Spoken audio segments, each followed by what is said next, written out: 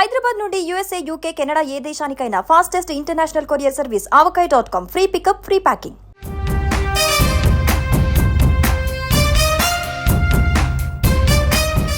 భారత నెక్స్ట్ ఉపరాష్ట్రపతి ఎవరు?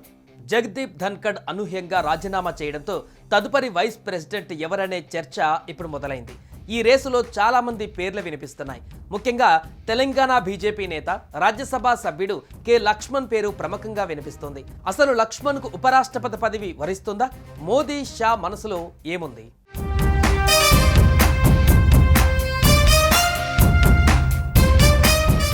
ఉపరాష్ట్రపతి పదవికి జగదీప్ ధన్కడ్ రాజీనామా చేయడంతో రాజకీయంగా ప్రాధాన్యతను సంతరించుకుంది.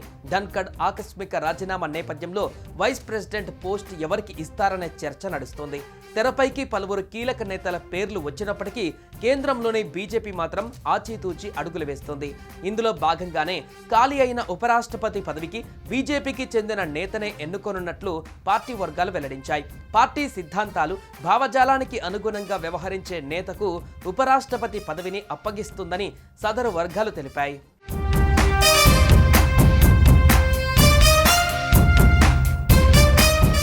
ఇదిలా ఉండగా ఉపరాష్ట్రపతి పదవి రేసులో తెలంగాణ బీజేపీ నేత, రాజ్యసభ సభ్యుడు కె లక్ష్మణ్ కూడా ఈ రేసులో ఉన్నారని అంటున్నారు. ఇందుకు కారణాలు కూడా చాలానే ఉన్నాయి.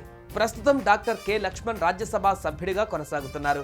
బీజేపీ ఓబీసీ మోర్చా జాతీయ అధ్యక్షుడిగాను ఉన్నారు. బీజేపీ సెంట్రల్ ఎలక్షన్ కమిటీలో సభ్యుడు కూడా. బీజేపీ పార్లమెంటరీ పార్టీ బోర్డులోనూ ఆయన సభ్యుడు.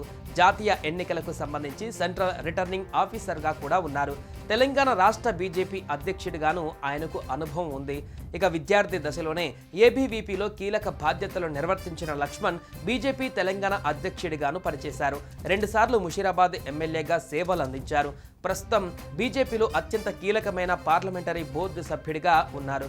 అనేక కీలక పదవులలో ఇప్పుడు ఆయన కొనసాగుతున్నారు.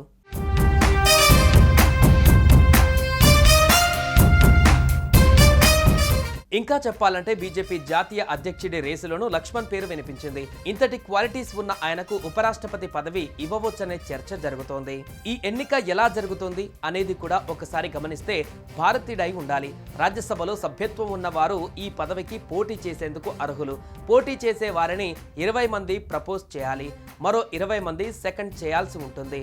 పరోక్ష పద్ధతిలో జరిగే ఈ ఎన్నికను ఎలక్టోరల్ కాలేజ్ ఎన్నుకుంటుంది. 543 లోక్సభ సభ్యులు, రాజ్యసభ సభ్యులు 245 మంది ఉంటారు. ఒక్కో సభ్యుడు ఓటు విలువ 700 పాయింట్లు ఉంటాయి. ప్రాధాన్యత ఓట్ల ప్రాతిపదికన 50% ఓట్ల కన్నా ఎక్కువ వచ్చిన వారు ఎన్నికవుతారు. ఎన్నికైన వారికి 5 సంవత్సరాల వరకు ఈ పదవిలో కొనసాగుతారు. ఉపరాష్ట్రపతి పదవి నుంచి తొలగించే అవకాశం ఉంది.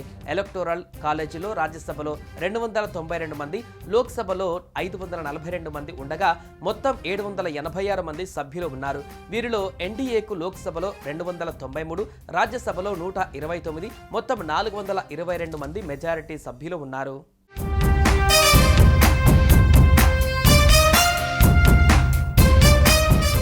సుమన్ టీవీలో మీ పర్సనల్ అండ్ బిజినెస్ ప్రమోషన్స్ కోసం కింది నెంబర్కి కాంటాక్ట్ చేయండి.